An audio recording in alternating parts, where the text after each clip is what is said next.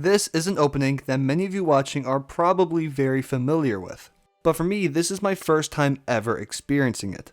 Now you might be saying to yourself, how do you make content on YouTube revolving around video games if you haven't played one of the biggest titles ever? Don't come at me, this game is daunting and I was waiting for the right time. But as we all know, Skyrim is a video game that all of us have heard of. As of June 2023, it has sold over 60 million copies across all platforms. Its influence on the gaming world cannot be denied. It's one of those very few single-player games that stand the test of time. Skyrim released on November 11th, 2011 and was developed by Bethesda and is regarded by many as their best game.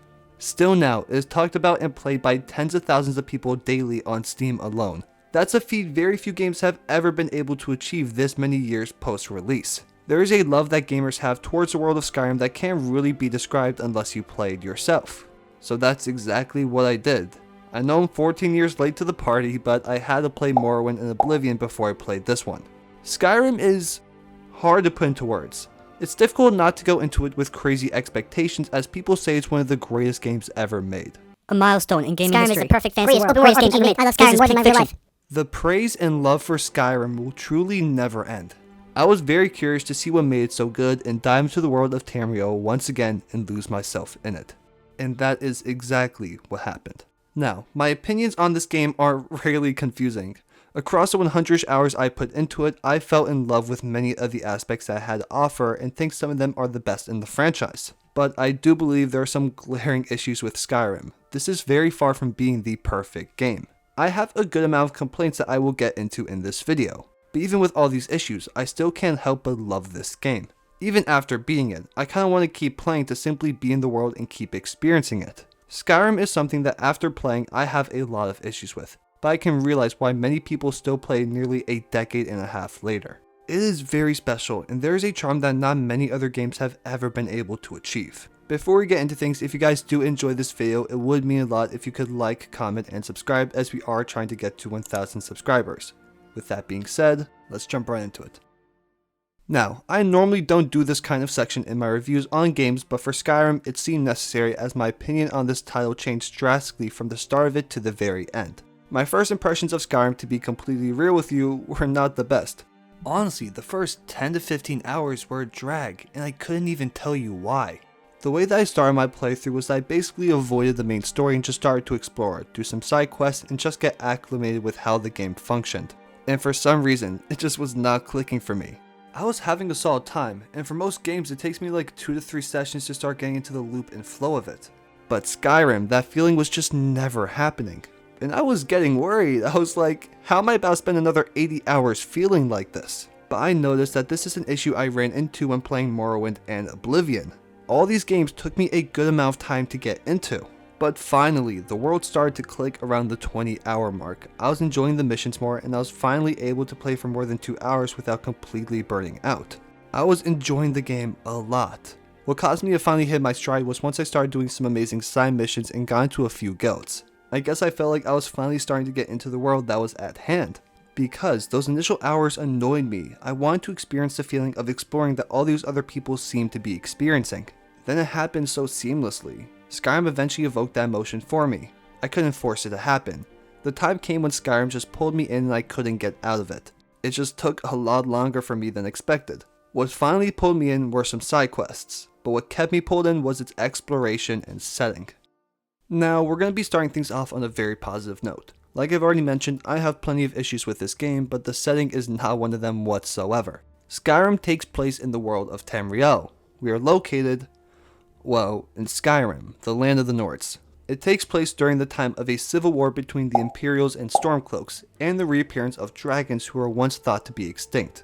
All of that info gets dropped like really early on in the game and the story. It sets up for some very interesting groundworks, but we're not here to talk about that yet. We are here to talk about the setting and the exploration, how Skyrim does something that really no other game has ever been able to achieve. Now, I don't even know how they do it because even in their open world, I think some things could be handled a lot better. But Skyrim invokes a feeling of never wanting to stop exploring. The highlights of my playthrough were when I would just wander around and get lost, go into any random ruin or cave I see and just do some quests along the way. I was constantly in awe of the game and the world that I was exploring. For a game that came out in 2011 and to be on the grand scale that Skyrim was, it was impressive how consistently pretty it was. I think it has one of the best looking skies I've ever seen in any video game still to this day. Like, they were actually gorgeous to look at. But it's not even about how aesthetically pleasing they looked or graphically. It's the fact that exploring was so fun. Living in the world felt real, and experiencing each town was exciting. Some games struggle to make the time between missions or quests feel good, but that's what this title excels at. I was honestly sad when I would get to my objective after being sidetracked multiple times on my way there. And it's a funny thing, but this is a side of the game that people can honestly miss out on, and I caught myself doing it a few times. There is fast travel in Skyrim, and to a heavy degree. I wish there was a way to only turn that off because I almost did the survival mode thing, but I didn't want to worry about sleeping or eating. Fast travel can ruin games, and for some missions or guild stuff I would fast travel, and so quickly my enjoyment of the game plummeted. I would be like, why am I not having fun today? Then I would realize like, oh, I've been fast traveling, and then I quickly stop doing it and start having fun again.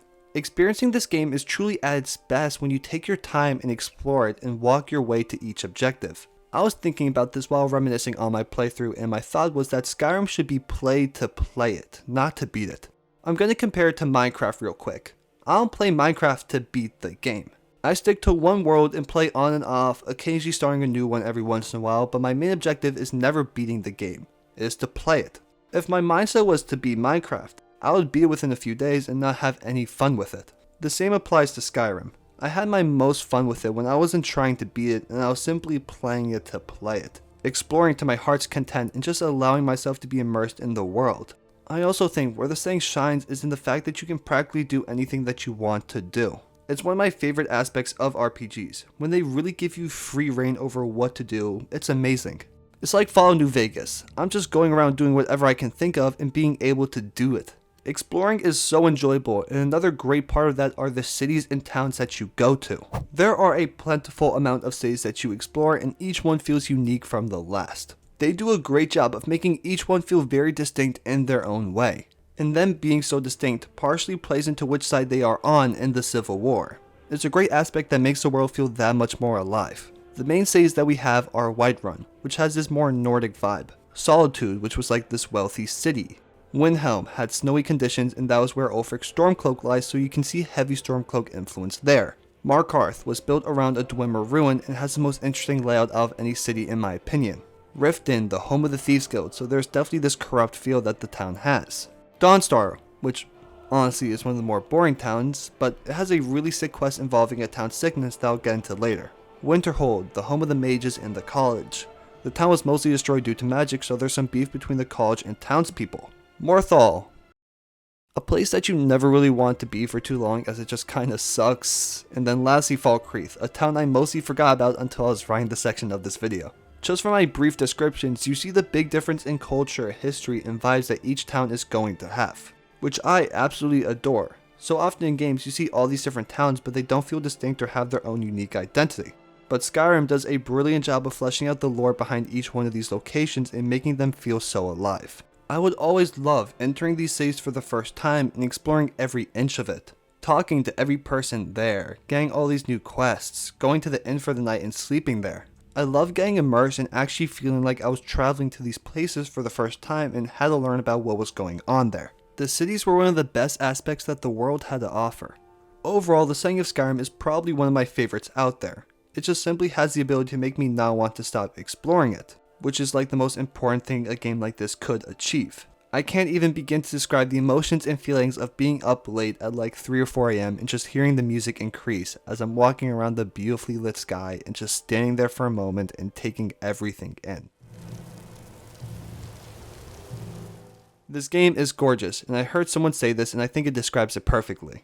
I feel homesick for a place that doesn't even exist. Bethesda just did a brilliant job of making this world feel so real, from the NPCs, the city, the different climates, the lore. All of it just has so much depth. Especially the lore, oh my gosh. Just Elder Scrolls in general, watching lore videos on them is one of the most enjoyable things I can do. I do wish the lore was a bit more prevalent in the story though, and I didn't have to learn about it through the internet.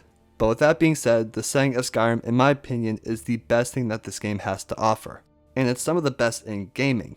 Unfortunately, moving into a part of the game I am more mixed on, we have the gameplay. Now, The gameplay is such a broad aspect of Skyrim. There are some parts that are good, but others that feel extremely dumbed down from previous titles. So my general opinion on the gameplay is by no means that it's bad, there's just a lot to unpack here. I'll start off with the combat though, as I think that's the biggest aspect.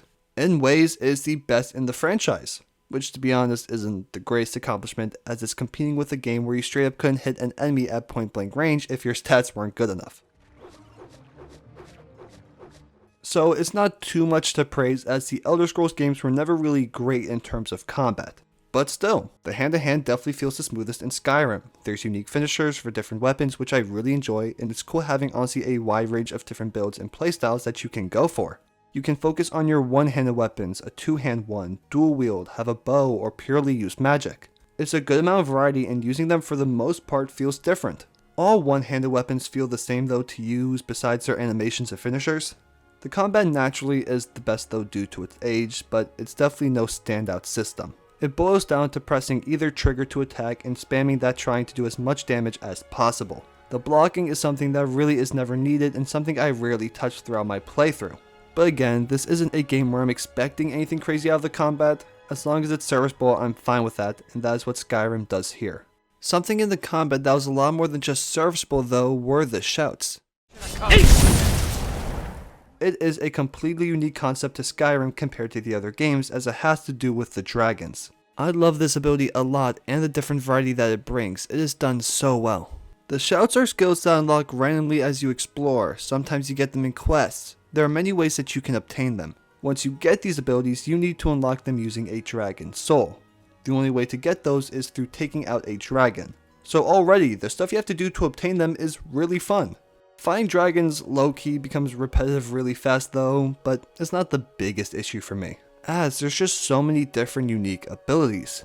You have one that pushes enemies away, you can call a storm of lightning, you can quickly boost forward, you can slow down time, you have fire, ice. There are so many different types of shouts and all of them are useful for the most part. So each time I unlocked a new one, I had such a fun time applying it to my playstyle for the time that I used it. The shouts are my favorite aspect in terms of the combat, hands down. It is a fantastic addition to the game and does a lot for the experience and ties into the world of Skyrim brilliantly. Another aspect of the combat that I think for the most part is solid is the enemy variety. I think it's handled fairly well. It's hard to a degree when your game is so long and practically fully explorable from the get-go to offer such amazing variety, but I think they do a good job. I never really felt like I was running into one enemy too much, besides the Draugr, oh my gosh. I definitely face them way too often. My only issue with the variety is that my playstyle or how to take out enemies never really differed depending on who I was up against. I just spammed the attack button hoping to do more damage than they did to me, with the occasional stepping back to use a restoration spell. So I wish some enemies had more to them, like, oh, magic doesn't work against them, I have to use melee. Or they're so strong and keep blocking, I have to keep my distance to use magic or a bow. I wish there was more variety there.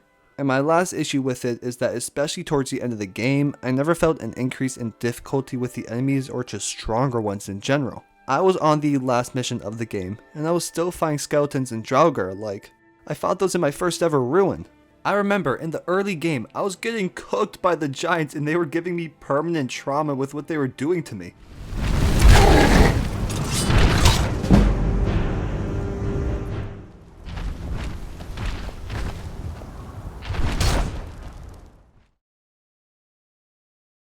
But I wish they had some more unique enemies for the later stages of the story that were stronger instead of reusing ones I have faced since the first hour of the game. But again, variety is hard to bash when a game is as expansive and long as this one. I think they do a completely fine job with it, and I was never really noticing too much of a major issue in that aspect. But I think where the gameplay is extremely held back is through its magic customization, I guess is the right word. Basically, what I'm trying to say is that the magic system in Skyrim has been completely shot in the leg and is a shadow of what it used to be. Firstly, you can't even create your own spells anymore. You don't know how heartbroken I was when I found out I was not able to go and create my own unique abilities. I always did that in Morrowind and Oblivion, and it was so much fun. Now, learning new magic is boiled down to either finding books through exploring or buying them from other mages. It's terrible, to be honest. I'm such a magic user in fantasy games, so to have this happen was so unfortunate to me. And this next issue I know is more kinda due to the setting, but I feel like magic in other games, especially Morrowind, were just so much cooler. You could get these spells where you could just jump across the entire map in one fell swoop.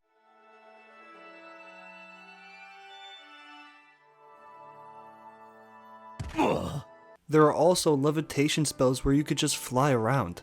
But especially in Skyrim, I felt like that freedom and wide range of possibilities with magic was taken away, and a big part of that was because they took away the ability to make your own spells. I just think overall the magic was something that's just not anywhere close to as fun as it used to be. I appreciate having the shouts, as that was my substitute to having cool magical abilities. The system for creating spells, using them, how they affected you, just used to be so much more diverse and unique, and it just got so boiled down in my opinion to where it wasn't really even fun to engage with it anymore, as the customization aspect was gone. You just bought a book and pressed it to learn the ability, and that was that. But I will say that it was a little bit more practical to use it in combat and easier to sift through different abilities in real time. Now, another big aspect to the gameplay that I'm kinda mixed on is its character creation. In games like these, the character creation quickly becomes such an important aspect as you fully decide what race they are, what base abilities they have, and things of that sort that heavily impact your playstyle and how characters interact with you. And again, I feel like this is slightly toned back in Skyrim. Not to some extreme degree, like I don't think it affects things that heavily, but I think it's important to mention. The race that you pick has less of an impact on stats and how people treated you. They took away birth signs, but I don't hate that one, as they're replaced with the standing stones and you can switch them around as you play, which warrants multiple playstyles in the same playthrough. And lastly, the classes and customization is also kind of an issue for me, which will lead into me talking about the leveling system for this game. In Morrowind and Oblivion, you have classes that you can pick from or even create your own. That was removed in Skyrim.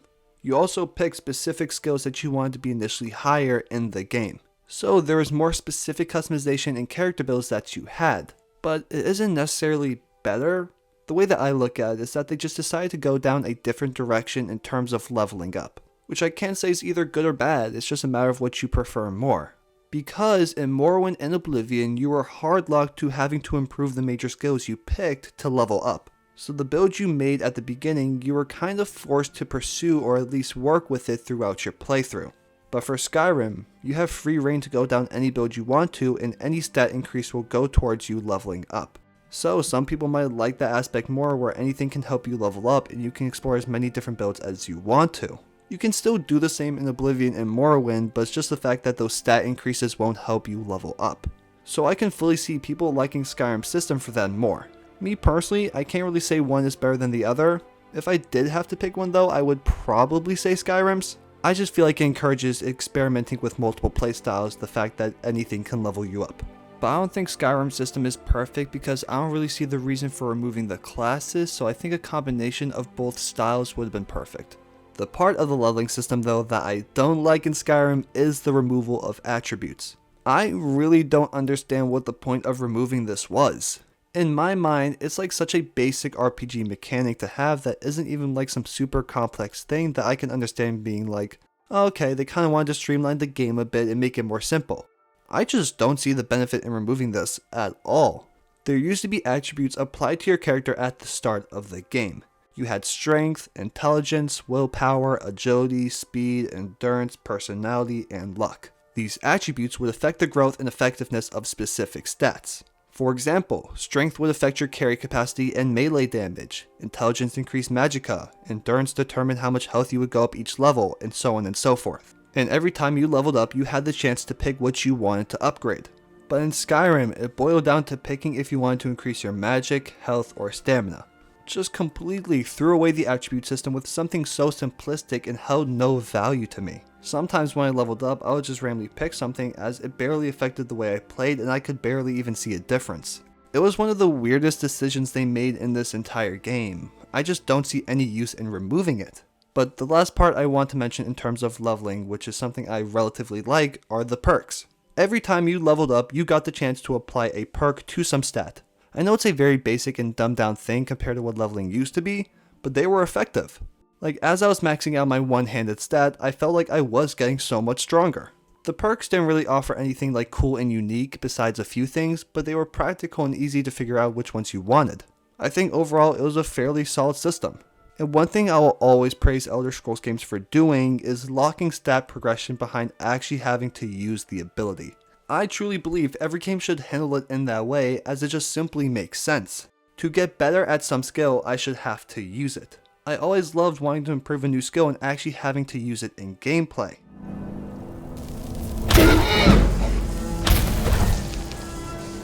It kept the game so fresh when I maxed out my one-handed and wanted to start using the stealth archer build I always heard so many people talk about, so I actually had to apply both those abilities into my playstyle to improve them, and it just makes for such a more diverse gameplay experience. I know all I've done is basically hate on the simplification of the leveling system, character creation, and some of the other aspects, but I fully understand why they did it. It's just like any other game that wants to be a bit more mainstream. They wanted to make Skyrim more easily accessible to the average player, which isn't a bad thing whatsoever, and I understand. Because something like Morrowind is genuinely so jarring, and to this day the most difficult game I ever tried to get into. I eventually did, but it took a lot of time, so obviously they want to make an experience that still has some depth but make it a lot more accessible to more players, and it succeeded. It's just sad to see such a fun and in-depth system get simplified over time. Overall, the gameplay is really not bad by any means. I just wish there was a lot more depth in some of these aspects. But there are still some very fun features like the crafting. There's a lot of depth there, and I had a great time with it. And the combat is for the most part the best in the franchise, and it works completely fine for this game, and never at any point was I annoyed by it or didn't like it. Because some games have combat that I dislike heavily, but that's not the case here. It functions well and does what it needed to, and there's that weird charm to it. I know we've been a bit negative the past few minutes, but let's flip that and talk about another thing that Skyrim nails, and that is its side content. One of the most important aspects of an RPG in my mind is the side content. This is something that in many cases you're going to be spending most of your time doing, and in Skyrim's case they do a pretty good job here. Something that side quests need to be able to do is make you want to find more of them, and that is the feeling that I had when playing this game. For the first 100-ish hours, there is a constant flow of unique missions. Sure, once you get to like the 110, 120 hour range, they start to run stale, but that's not a bad thing at all. The fact that they were able to produce solid quality for that period of time is a feat to be proud of. I was constantly discovering so many fun and unique missions that I will always remember. I did some of the craziest quests I have ever done. When a game is able to have top tier side content, it pushes it to another level as it adds so much material that is worth doing. A true Skyrim experience is not had if you don't go out of your way to find these missions. I'll go over some of my favorite ones. Firstly, we have Waking Nightmare. This was one that I found in the town of Dawnstar. Basically, the town is cursed with these constant nightmares, and you go on this mission with a guy called Arandor to cure them. It seems very simple, but there's such a unique storyline there and gameplay mechanics. At some point, you take this potion and are able to enter the past to help finish the quest. It just becomes a very cool mission by the end of it. Another one I love, well, not just one, it was like a chain of events. This happened right after completing Waking Nightmare as well. I go back into Dawnstar and this guy wants to have a drink with me, so I do. I pass out and wake up in Markarth, which was a town I hadn't even discovered yet. But as I'm walking around the town, I witness a murder, and then I get sucked into this conspiracy. I get framed and thrown to jail and have to escape. Like, it was just an absolute insane chain of events. Every single thing after another was just crazier than the last. I was losing my mind as I wasn't expecting any of this to go down. But that's what Skyrim does such a good job with. They're able to create these side quests that are so well designed and you just be randomly coming across them. I would hop on the game to simply walk around and see what missions I would find, and I would always find some crazy stuff. Like, one last quest I'll talk about is the Mind of Madness. This quest, you enter the mind of a man named Pelagius. Here we also get to interact with Sheogorath, which was really fun to do. Oh, and the cheese! To die for. This mission consists of us doing these weird and random tasks to repair Pelagius' mind, and just overall made for such a unique mission. The side content was honestly where I had the most fun, simply exploring and stumbling across random quests to do. But to say there aren't any issues with the side content in Skyrim would be a lie. I do still have some issues at hand with them, and probably the biggest one is the lack of choice given. Now sure, in some missions you have a choice at the end of what you want to do, and it's usually just between two things. You can 100% look at that and think of that as a choice, but what I wanted was more choices throughout the entirety of the mission, more branching possibilities. And now of course I'm still realistic, I'm not expecting this from 200 plus quests that they have. I just wish that we got a good core amount that had deeper storylines, more branching possibilities to actually make you think a bit more. Cause even though there are a plentiful amount of side quests that I enjoy, I wish there was deeper storytelling or choices. The detail that we got with the whole Forsworn conspiracy would have been really fun to have in a few more locations, or even like one big mission within each city or town that had that degree of depth. Like Blood on the Ice, a mission in Winterhold where you have to solve this murder mystery. It had potential to be good, but then I felt like we solved it really easily, until I realized I never actually truly completed it as I got the wrong guy. And it was many hours later that I learned the true murderer returns a few days later and he takes someone else out and you catch him then. I was annoyed I couldn't complete it, but it's cool that happens. I just wish you were made aware of the fact that he wasn't caught somehow. Maybe there is a way, but I never found anything. And my last issue with the side content might seem like a weird one, but it's how it's structured within the menus. I didn't like the miscellaneous section as a lot of the time they would branch into actual quest lines, but before getting to that point, I would forget what the mission was even about as the miscellaneous prompt is not detailed enough. I definitely was confused with it at the beginning of the game, but once I got into it, it wasn't that big of an issue. Besides that, there are a plentiful amount of memorable quests within Skyrim that I do enjoy, but I do think that they could have been slightly better. I'm always of the mindset that I would much rather have an extremely limited amount of side quests and have them be extremely in-depth than hundreds of missions and the majority of them being fairly shallow. By no means am I trying to say Skyrim has shallow side content, it's quite the opposite. Most of the missions were good or at least interesting. Skyrim side content does a good job of just adding more to the world and making it feel more alive with all these random missions going on, which is a very enjoyable style in of its own right. The side content overall in Skyrim is really good and I have a fun time with it as they do a great job of making them memorable and fun to do.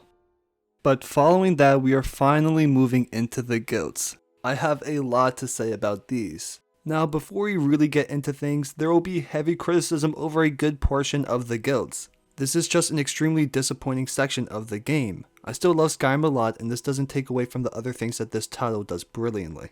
I'm going to dive into each one specifically in more detail, but right now I'm just kind of talking about it as a whole.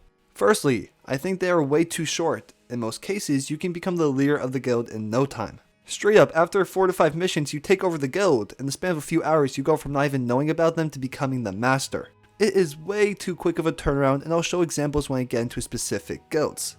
They just jump the gun so fast, like, give me more of a build up and treat me like any other member. Why am I getting top secret crucial information on the second conversation I have ever had with you? In previous titles there was so much more build up before the major missions and story beats of the guild. Another thing that seems minuscule but is like a really big issue for me is the fact that they removed the rank system from the guilds. Again, like really such a strange decision to make. It seemed like such an integral and necessary part of the progression to become the master of whatever guild you were in. But now you just go from a new member and next time they mention anything you're the archmage or guildmaster. I remember opening my menu trying to find my rank and realized, oh, they just don't exist. It really messed with my immersion of actually feeling like I was progressing and growing in status. Another issue I have is honestly more of a personal one. I don't even think it's a bad mechanic, but it's not hiding progression behind the stat. Okay, that was like a really horrific way to word it. In Morrowind, to rank up in a guild, you needed specific stats to be at a certain level to go to the next rank. I can fully understand how that is very tedious, so I can get why it was removed. It was already removed in Oblivion, but at least in my mind, Skyrim tried a bit too hard to be all-inclusive with its content and allow you to do all of it in one playthrough, to the point where the feeling of different role-playing situations kinda goes away. You can be everything at once besides a Stormcloak and Imperial. I kinda liked it when guilds had some beef with each other and you couldn't fully do both of them. And I liked the forced nature of increasing your stat to rank up because I felt like I was growing stronger in that department as I was improving my status in the guild. Overall, the way they structured the guilds and how progression worked with them was just definitely not as good as previous titles in the franchise in my opinion. But getting into our very first guild, we are going to be talking about the one you probably joined first, which are the Companions. This is the equivalent of the Fighters Guild, but instead they go down a more werewolf direction in the story, which is a weird one.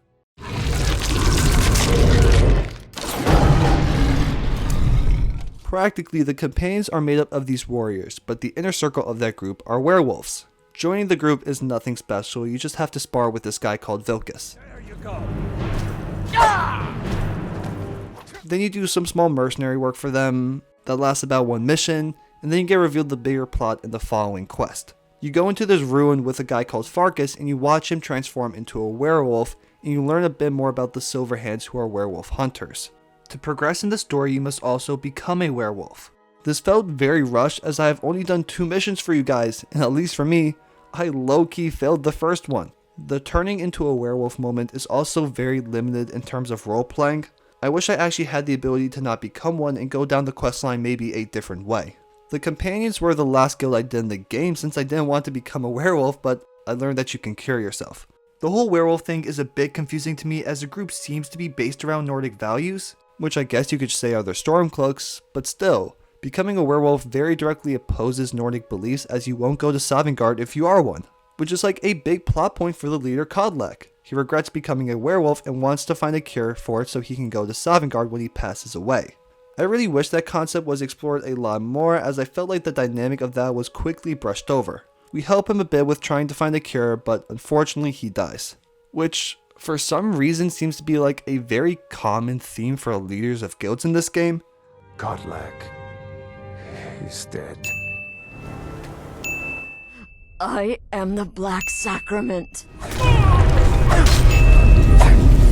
So the Silverhands were the ones that took out Kodlak, so we get our revenge. And then after that, with the stuff that we got from helping Kodlak, we are able to send him off into Sovngarde. Overall, it was fine. I thought the funeral scene for Kodlak afterwards was pretty nice, but like, it's hard to be too invested in someone I talked to a few times. And again, the werewolf thing confuses me. I really wish they gave us a way to join the Silverhands in some type of capacity. Cause I don't know if this is like a bad take, but the Silverhands even seem like the worst people in general. I don't know, maybe I'm just chatting. It just felt like I was forced to fight them because the game told me that they were bad. But I can't lie, it is fun running around as a werewolf, even though you don't even have to use it once in the story unless you want to. The companions are relatively okay, had solid groundworks, just more missions to flesh it out and have some branching possibilities would have improved this immensely. Now, the next guild we will be speaking on is the College of Winterhold, or the Mages Guild. This one is a lot better than the companions, but still has some issues. Let me talk about the positives first, as I feel like I've been fairly negative for a while and I want to be a bit more positive. Some of the missions in this storyline are genuinely a lot of fun and some of the better missions in this game. The one that stands out to me the most is Under Sarthal. There isn't some crazy storyline, but basically you are exploring this ruin and eventually discover this gigantic sphere with a lot of magical power. And here you have to fight off this strong Draugr lord. It just makes for a very cool set piece and fun mission to set up the storyline for the college. The storyline though, okay, I'm gonna sound like a broken record a lot with the guilds, but it just needed to be longer. The premise is that we discover this gigantic sphere called the Eye of Magnus. It is extremely powerful and dangerous. Supposedly this artifact could cause a great magical crisis, so we have to try and stop it. That's basically the gist of it. You join the guild by traveling to Winterhold, which definitely isn't the most inviting town with most of it being destroyed. To join the guild you must pass a test. The test giver will tell you to cast a certain spell and that's all you have to do. It's very simple, but at least you have to show you can do magic to join. I appreciate that. The vibe of the college is amazing. It's one of the prettiest locations in the game with the pouring snow, the colors, all of it is amazing. The questline starts off interestingly with the vibe being, well, kinda like a college. You get shown around and take a class with a few other students who quickly become irrelevant besides having little mini quests with them. Oh my. That isn't right. Just wait. I can fix this. From the class, that transitions into the quest where you found the Eye of Magnus. From here, to be honest, it kinda falls off a cliff a bit. Next mission, ooh, fun fetch quest to find some books. Next quest, all you have to do is talk to some people and learn about the Staff of Magnus. Next mission, at least you're doing some stuff. We go through this Dwemer ruin to learn the location of the staff and we do a puzzle that involves magic. This one guy from the Synod was already there and kinda helped us, but he was pissing me off yapping away about something, so I took him out. We go back, and Kano is someone we met earlier in the guild, and he has seemingly betrayed us. The Archmage then dies. Who would have ever guessed the leader of a guild dying? How? They've never done that before. You know what? I'll actually talk about that now. It is wild how the leader of every guild that you are in dies. Like, Bethesda really couldn't come up with any other way of us becoming the leader of some of these guilds. Why did all of them have to die? I could come up with some more variety in a minute than having all of them pass away. I just think it's fairly lazy how that's the fate of every single one of them. But getting back into it, we go into the town of Winterhold and take out some enemies that came, and everyone else from the guild proceeds to do nothing. They're hands down the most useless guild. Every single one of them, from the Archmage down to Jizargo, they all suck. From there, we finally go after the staff, which was a fun mission, getting a little bit more backstory in the Archmage, and you get a sick mask from the boss. Then in the final mission, we take out Encano.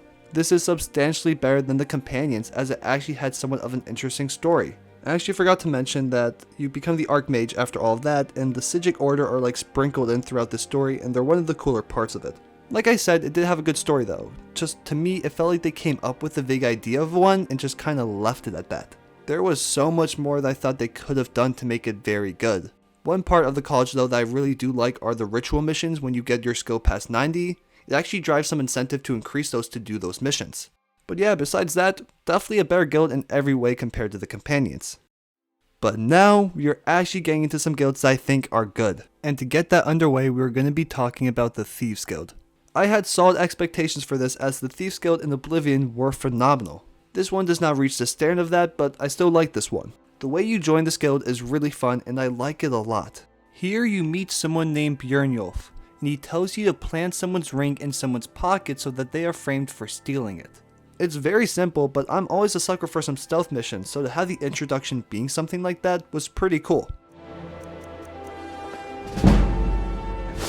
From there, you have to collect some debts for some people. You can either intimidate them by breaking stuff or just throw hands with them. And then after that, you meet the leader Mercer Frey. With a track record of guilds up to this point, can't imagine anything bad going on with him.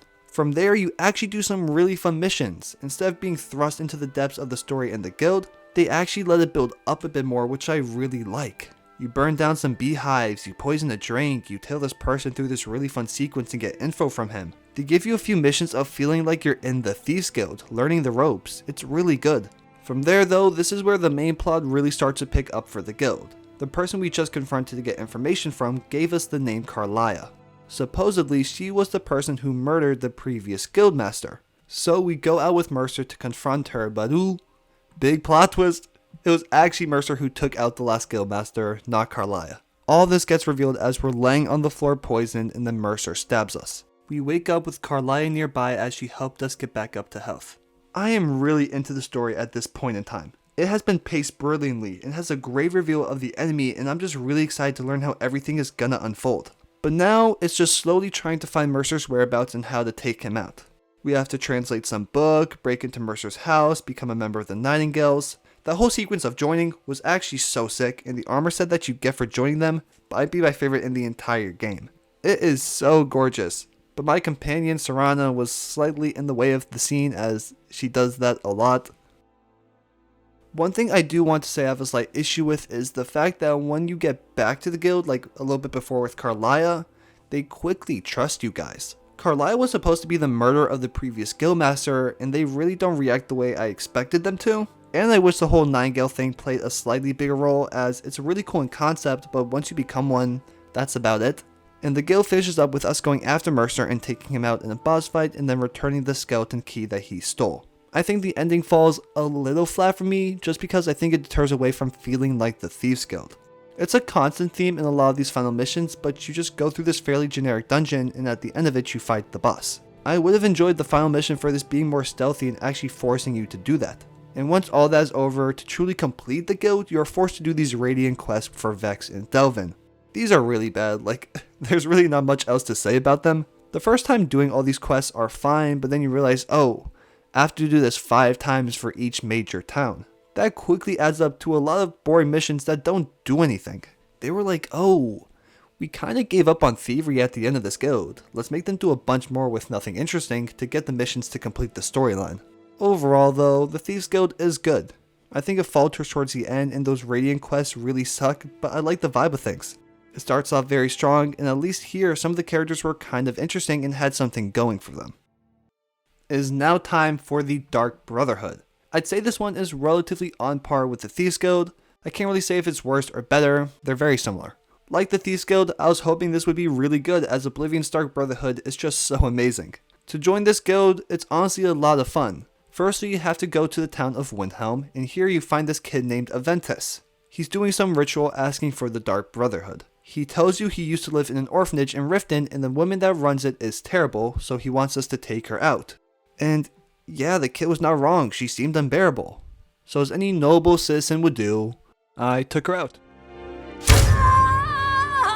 And all the kids straight up started celebrating.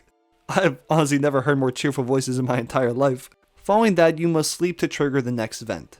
For some reason, the Dark Brotherhood just loves visiting you in your sleep. You wake up in a shack greeted by Astrid, who is the leader of the Dark Brotherhood. She instructs you to take out one of the 3 people that were blindfolded in this room. You get to talk to all of them and make your decision. I was low-key feeling like I was Negan from The Walking Dead doing this. This is a fantastic setup for the guild, super intriguing and unique. My one gripe is that it doesn't really matter who you take out.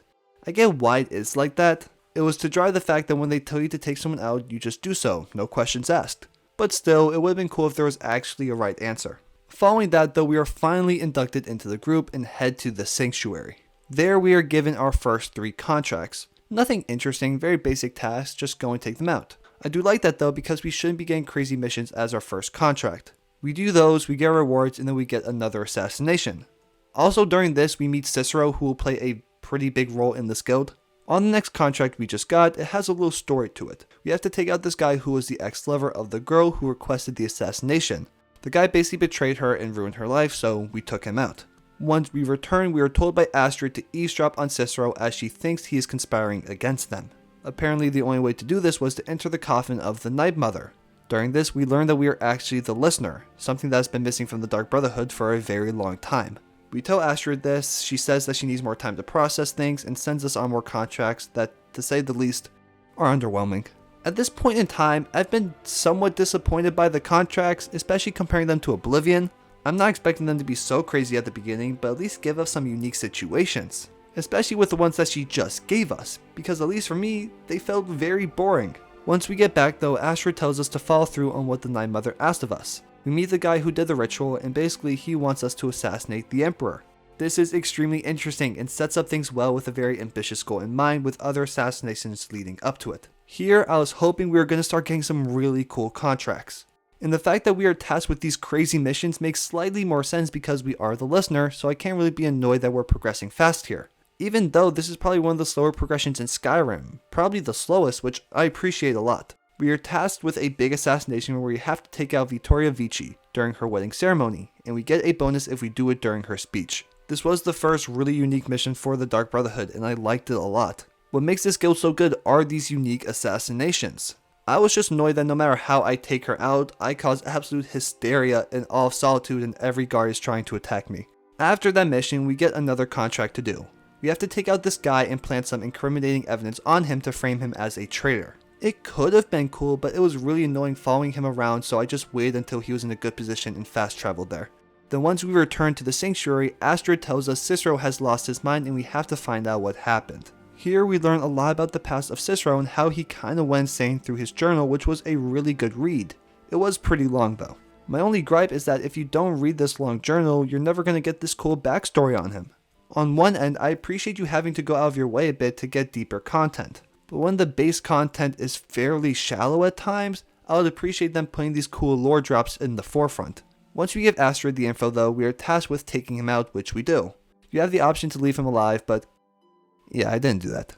We are finally reaching the end of things though, as next we learn we must take out a chef who is going to be presenting food to the Emperor. So we do just that to gain entry to poison the Emperor and take him out once and for all. Yeah, this is pretty disappointing too. Felt like it could have been a lot more unique, but I guess there aren't too many ways to go about it. But we just kinda watch this person make the food as we tell her what to put in it. I wish there was more to it. We poison the Emperor and he dies, but ooh, another big plot twist. It wasn't actually the Emperor. Apparently someone from the Dark Brotherhood gave them the info that someone was going to try and assassinate the Emperor. In return for this information, they will leave the Dark Brotherhood alone.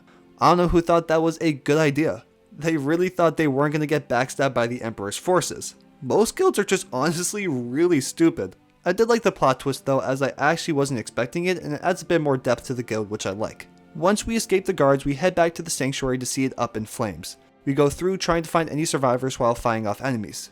I really like this sequence a lot, as I thought it was one of the more cinematic and cooler moments in the game. Being betrayed, returning to your Sanctuary to find it in flames while fighting to find anyone alive, I like it a lot. Following that, we learned that Astrid was behind all of this, which was kinda easy to deduce by that point. She asked us to enter suffering, so we do so.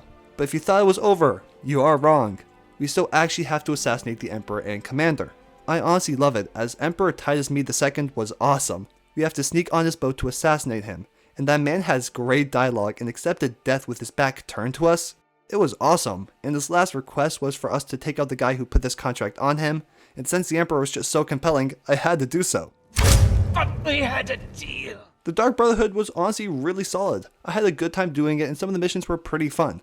I think the plot could have been a bit more interesting, and I really wish we had some cooler contracts to do, as a lot of the assassinations are pretty boring. But besides those things, this was arguably the best guild in the game, along with the Thieves Guild.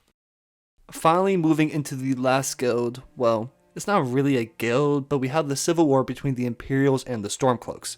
This was something that should have been amazing, like it had the potential to be the best stuff in the game. With such interesting lore and motives between both groups and the implications with the Thalmor, there was a lot here that could have been displayed. Instead, we get a fairly lackluster questline that equates to taking out a few enemy outposts, either defending or attacking Whiterun, and then taking out the leader of said group. This is going to be a shorter section, as I don't want to be repeating myself too much. I played both sides of the war to see how they differ, and they really don't too much, especially in the terms of quest design.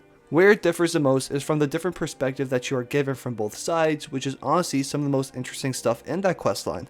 The structure of the story is that you retrieve an object called the Jagged Crown for whatever side you are on. From there, you either attack or defend Whiterun, and then you just kinda do basic attacks on forts from there, with small bridging missions in between to connect them and build into each fight. I did enjoy the fights themselves, as it felt cool running and taking out all these enemies. It did kind of feel like a war of sorts. It was funny though, watching with my own eyes them just spawning out of mid-air, as this game seemingly can't handle more than 10 enemies on the screen at once. Once you do all those quests, you eventually either attack Windhelm if you're with the Imperials, or you attack Solitude if you're with the Stormcloaks. I really am sad about this storyline, as I know how in-depth it could have been. Watching lore videos or just listening to some of the characters talk randomly, there's so much potential that could have made this amazing. And I wish there were more dynamic possibilities. One I remember was when you had to show the Jarl of Riften had ties with the Thieves Guild. At no point was it ever mentioned that I am the Guildmaster of the Thieves Guild. I wish something like that could have at least changed how the dialogue goes between you and them. It doesn't even need to change the outcome, at least change what they say to each other. The expansive and deep lore that this game has is just sometimes not brought into the limelight. So much of it is hidden in these random books or smaller quests, instead of having it at the forefront of the main things that go on in this game. I could go through the entire Civil War without barely knowing anything about the Thalmor and the influence they actually have on the things going on in this war. It just had a lot more to offer than it ended up being. Especially since this was something that was kind of pushed on you at the very first moments of this game when you pick to run with Ralof or Hadvar, and then either one tells you to join their cause. It is seemingly something very important, which it is, and then it's just given such a bare bones questline like this. It's just pretty disappointing. One last thing that I will touch on from the Civil War, which I absolutely love, is the debate and discussion between fans. Still today, there are videos being made talking about which side is better to join, the Imperials or the Stormcloaks. It just shows how well designed the lore is in this game and the history behind it if it's still being talked about today. Okay, we are finally done talking about the guilds at last. I don't really like being negative in my videos, which might seem shocking after all that, but promise you I really don't. The guilds are just something that should have been a lot better in my eyes. But to move into something I actually like, we have the DLCs, and we are going to start off with the Dawnguard one. I absolutely love the Dawnguard DLC and think it's some of the best content that we got in this entire game. Of course, I kinda wish there was a little bit more variety in some of the choices that you can make, but that's just really being nitpicky at that point. This is a lot better than most of the stuff that we get in the entirety of Skyrim. Basically, this DLC is all about vampires. You initially join this group called the Dawnguard, who are vampire hunters. They have you go and investigate this crypt to learn more about the vampires and their motives. In this crypt, this is where we meet Serana, who is a vampire. She seems to be very old as well, as she does not even know about the Empire. She is genuinely one of the best characters in this game, and she might be the best. It's not really too difficult to achieve said feat, as there's not really a lot of in-depth characters, but she is one of them. She's a fantastic companion, as she can summon people we just beat to fight for us, so it's like having two companions. She's also just a really compelling character with a really cool backstory. But once we meet her, we help bring her back to her home, which is weird how they force you to take her there, as we're kind of a vampire hunter, but one of the first vampires we interact with, we're forced to be chill with them and just help bring them back home to their evil family of vampires. Okay, that sounds really nitpicky. Obviously she's integral to the story, but it would have been interesting if we could like capture her and bring her back to the Dawnguard at least. But once we return to her home, we meet her father, who is the vampire lord. He asked us if we wanted to join him, but I said no and returned to Dawnguard. But I appreciate this a lot, as we have such an early choice that actually affects how the DLC will go. Oh, quick side note, the castle that the vampires live in is so sick, it looks absolutely beautiful. Once we get back to Dawnguard, we have to go and recruit some people, which we do. Then after returning with them, we learn that Serana is here and she wants to help us take out her father, as he's kinda crazy. I would let her watch this reunion before putting her head on a spike. The first step of that is to translate the Elder Scroll on her back.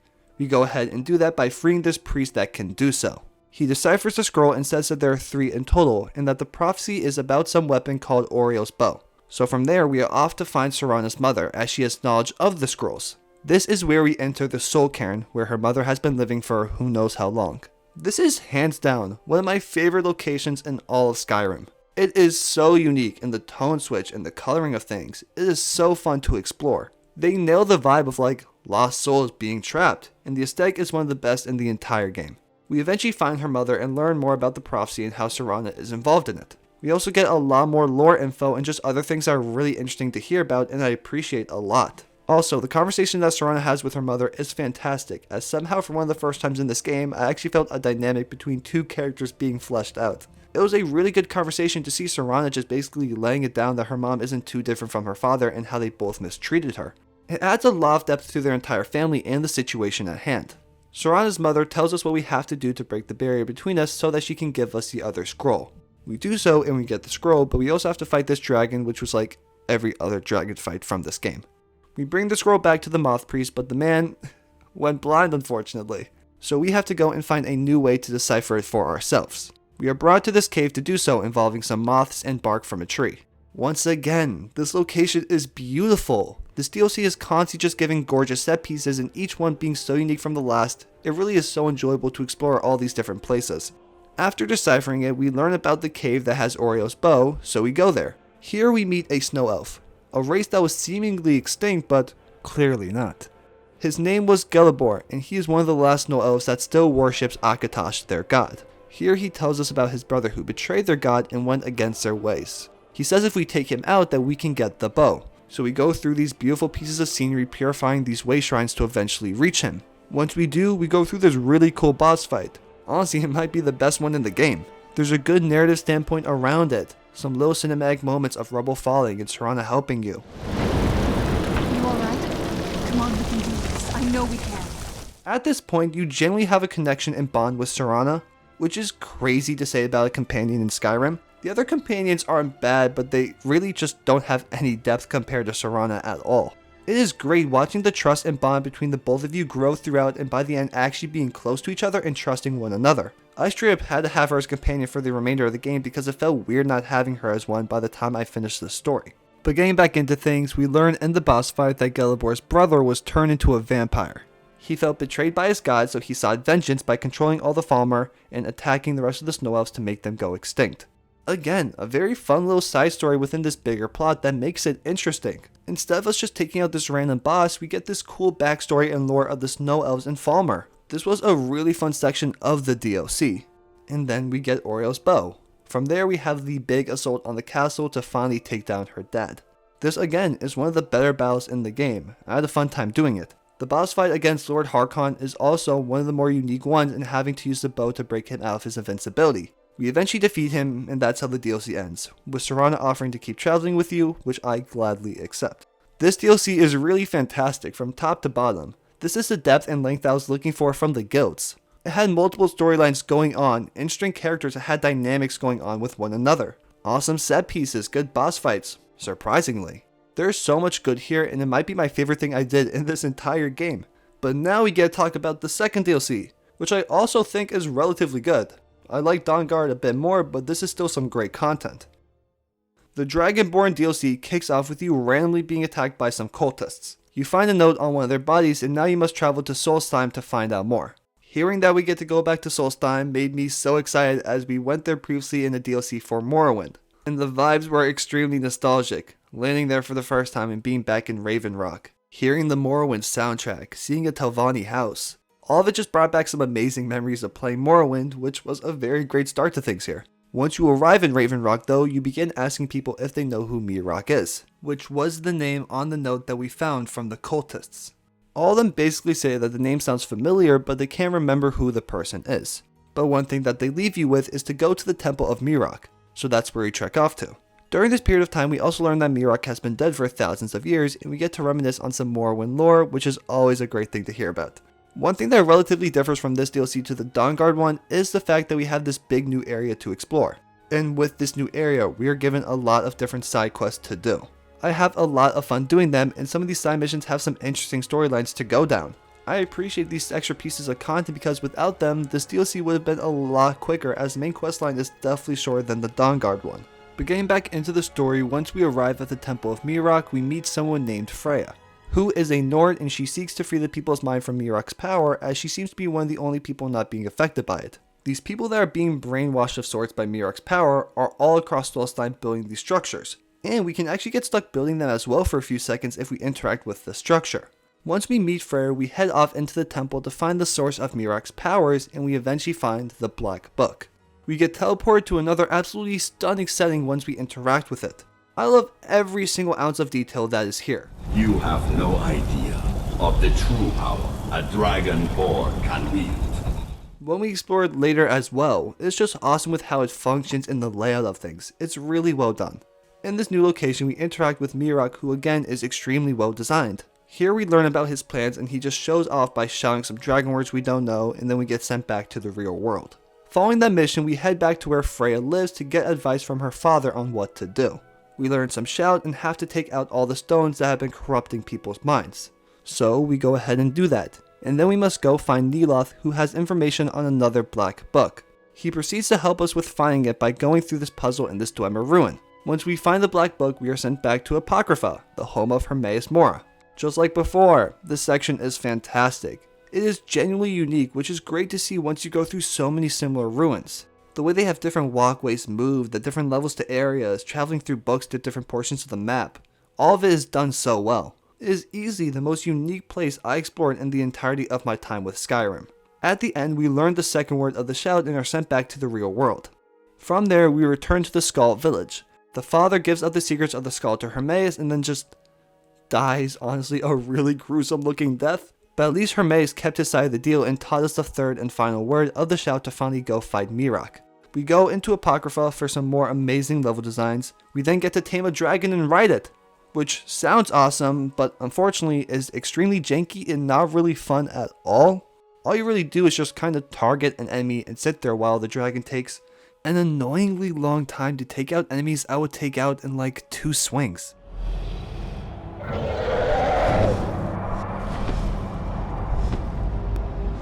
The final fight against Mirok isn't anything too special, you just have to take him out multiple times in a row until he stops coming back, and then once we defeat him, Hermaeus finishes the job on him. I personally don't love the ending here as it feels fairly abrupt. Maybe that's due to the fact that this DLC was a lot shorter compared to Dawnguard, but I feel as if Dawnguard transitioned into its final act and concluded very smoothly when the Dragonborn, it did not feel smooth. And it would have been a cool option like how we could join the vampires if we could join up with Hermaeus Mora. That could have been interesting. Overall, the Dragonborn DLC has a lot of good going for it. I don't know if I was just slightly influenced by the nostalgia of Morrowind, but I think it genuinely had a lot of good pieces to it. I do wish it was a little longer to flesh out some more pieces, but overall it was pretty good. Apocrypha was easily the highlight of this entire thing. It's finally time to head into the final section of this extremely long video, the longest video I've ever made. If you guys have made it this far and have enjoyed the video, it would mean a lot if you could like, comment, and subscribe. But it is about that time to talk about the main story. And for me, it's solid. By no means is it bad, but it just doesn't really do much for me. I also think, again, this had a lot of potential with really cool concepts like the dragons and the Dragonborn, but I don't think they got fully fleshed out. But getting into things, we start off with one of the most iconic openings of all time. It might be the most iconic. Hey, you. You're finally awake. This is a great opening, probably the best out of any Elder Scrolls game. The only real competition it has is Oblivion, but I like Skyrim's a lot more. The whole escaping from Helgen during the dragon attack right before you get executed is awesome. From there, we travel down to Riverwood to gather more information. Once we head into that town, we get some info and we are tasked with visiting the Jarl of Whiterun to warn him about the dragon attacks. I spent a good amount of time just exploring Riverwood and doing the quest that it gave to us. I want to mention this real quick, but traveling to Riverwood for the first time is so special. There is such a charm to that place, and knowing about the vast world that you're about to explore, it is so exciting. But after that, we go and visit Whiterun, and are given the task to retrieve the Dragonstone, which luckily I already had from a side mission. I think Whiterun is a fantastic first major town to visit. It's probably my favorite town in the entire game. Visiting it for the first time and exploring every nook and cranny was a lot of fun, as there's a lot to uncover here and a lot of quests to gain. But once we gave them the Dragonstone, we were off to fight our first dragon. This was awesome. This was before the major oversaturation of dragon fights, so at this point in time it is as fresh as it's gonna get, and it was sick. It was challenging, it was really cool having a bunch of us fight it, and I loved watching the effect of me absorbing the soul from the dragon and learning my first ever shout. Following all this, we are then summoned by the Greybeards, with them saying that we are the Dragonborn. They are atop this very, very tall mountain. But I said screw that and probably spend the next 40-ish hours just roaming the world and doing some side content. But once I felt like maybe I should revisit the main story, we do so. The big trek up the mountain was something that was fairly well done. It really did feel like this long journey up this massive mountain. Which sounds dumb, but in some games or even in Skyrim, they describe this big scenario and then it's like so much smaller. Like the Civil War of this game, the big final battle, there's not even 10 of us fighting. So when this massive journey up a mountain that most people never complete actually feels long and tiresome, I appreciate that. But once we make it up the mountain, we meet the Greybeards, and here they teach us more about the Dragonborn and teach us some more shouts. At this point in time in the story, I can't say I'm loving it, but I'm definitely intrigued. There's enough interesting pieces going on, and most of the missions have been unique and fun, so I was cautiously anticipating what was to come. After learning all this stuff, they task us with finding this horn.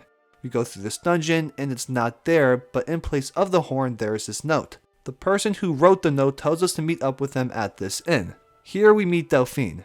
I'll get more into her later, but I'm just confused by her and her involvement in the story. I don't know if it was just the way that I paced how I played the game and decisions I made, but weird things happened. She's also just one of the worst characters in the game. When you meet her though, she explains that she believes the dragons are rising from the dead, and that is the reason why they're coming back from extinction. She's already really annoying me though, saying how I gotta prove that I'm the Dragonborn, like I have anything that I have to prove to her. We go and take out this dragon that has just come back from the dead and prove that we really are the Dragonborn and that she can trust us, even though I don't really care if she does or doesn't. Here she reveals that she is one of the last members of the Blades. Once all of that settles down, we are tasked with this really fun mission. Delphine believes the Thalmor are our best bet at getting more information, so we must sneak into their embassy and find some. I love missions like this, where we are forced to sneak around, blend into the party, and things of that sort.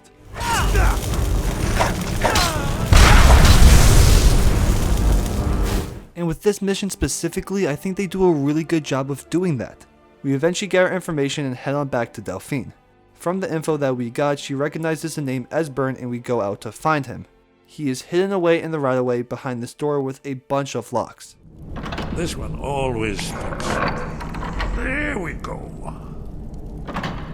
Only a couple more.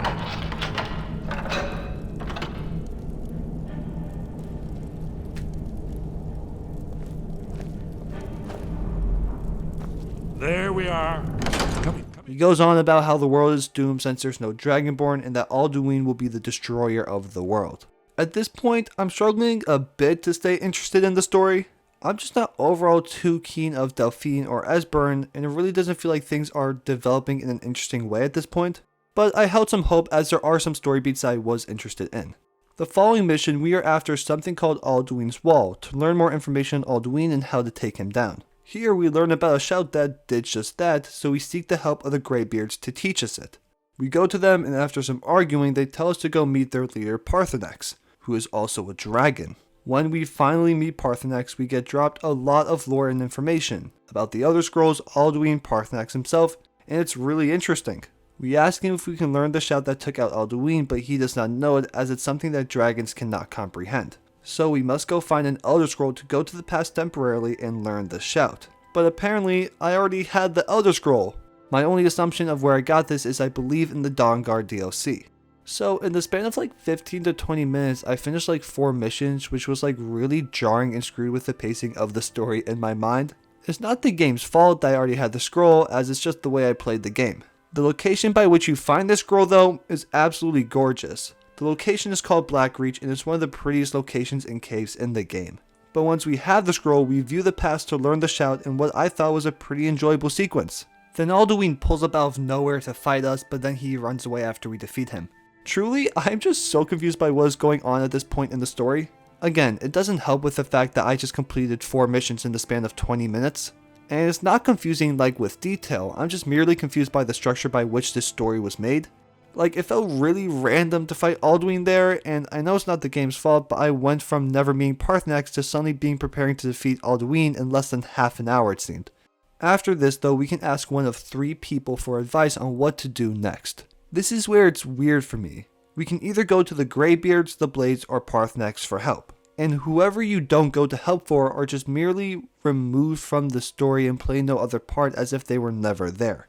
I side with Paarthurnax, so people like Delphine became irrelevant and I was confused as she just kind of vanished. Like, why can't she still play a role in some way even if I side with someone else and she tries attacking us maybe? Especially since I side with Paarthurnax and she wants to take him out. Like, I appreciate having a choice, but the choice doesn't actually do anything besides change your relationship with the Blades. Nothing actually changes within the main story depending on who you pick, it stays the exact same.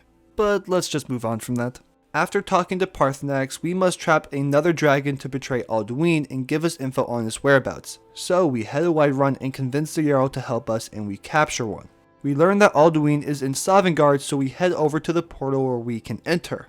The build up to entering the portal kinda sucks. For the big final moments before the climax of the story, we go through a typical ruin, with puzzles and Draugr that we basically see in the first possible mission of this game. Like, why could they not at least innovate there? But once we get into Sovngarde, it's awesome. Easily one of the better designed locations in Skyrim. I love how here we can see other Nords that have died in the afterlife reflect on their time on Earth. People like Ulfric, Kodlak, it's really cool. Then we enter the Great Hall where we find the old heroes who fought Alduin once before and we take him out once and for all. This was a really cool ending to the game. Sovngarde was a great set piece for things, and even though Alduin was identical to every other dragon fight, they were able to set up decent stakes in narrative standings to make it feel bigger and better. And that's where it ends. You save Sovngarde, head back to the normal world, surrounded by dragons, celebrating the defeat of Alduin. I honestly liked the ending. It feels so slightly anticlimactic purely off the basis of no end credits, as to a degree it didn't even feel like I beat the game. Which you never really do, you're meant to play Skyrim until you die. The main story is not bad at all, and it has a lot of interesting pieces and a cohesive plotline. Again, I'm aware that I sound so repetitive, but it could have been a bit deeper, maybe just having a few different endings, branching possibilities, things of that sort. But overall, the main story is completely fine and does a decent job of exploring the dragons and the Dragonborn. I can't believe it is finally time to wrap up this video. Skyrim is such a confusing game in my mind, because if you watch this whole thing, you would have seen me bashing probably more than half this game. But that doesn't truly represent how I feel about Skyrim in the slightest. I love this game. That might be hard to believe, but I really do. I was obsessed while playing this, having sessions that lasted until like 4 AM. Exploring and living in the world of Skyrim is a feeling that really hasn't been matched by many other games. I loved all the tiny little secrets and gameplay elements that you could find throughout playing this game. Even people 10 years later are finding things they've never discovered before. I also became so familiar with the world at hand and got so used to it. It really became a second home for me. Those aspects are brilliant and what I truly believe makes Skyrim so special. But in many ways, this game is extremely shallow with its guilds, some of their questlines, and RPG mechanics. I guess I'm so hard on it for Skyrim because we've seen them do better in Oblivion and Morrowind.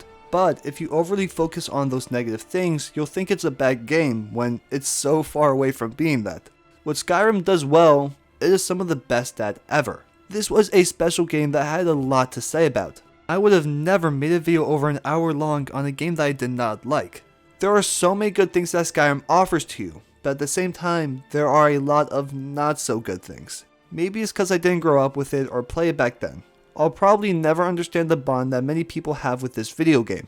but I do believe I was able to get a glimpse of what makes it so special, and I fell in love with those aspects. Skyrim is nowhere close to one of my favorite games ever, but it will always be one that I will remember my playthrough of. My final rating of Skyrim is an 8 out of 10. Enjoyability plays a big part in this rating, as I truly love most of my time with this playthrough. There are glaring issues with this game, but I can understand why people love it so much and call it one of their favorites ever, as there's a charm here that I've rarely ever seen in many other video games. This was a special experience playing arguably the most popular single player game of all time, and I will forever remember it. Thank you guys so much for watching this video. If you guys did enjoy it, it would mean a lot if you could like, comment, and subscribe. That would mean the absolute world to me. This was the biggest video that I've ever made. This took me nearly a month to make, so it would mean a lot if you guys could show your support. Again, thank you guys so much for making it to the end of this video. I know it was a long one, but I hope you guys did enjoy. Your support means the absolute world to me. Thank you guys so much for watching. I'll see you in the next video, and God bless.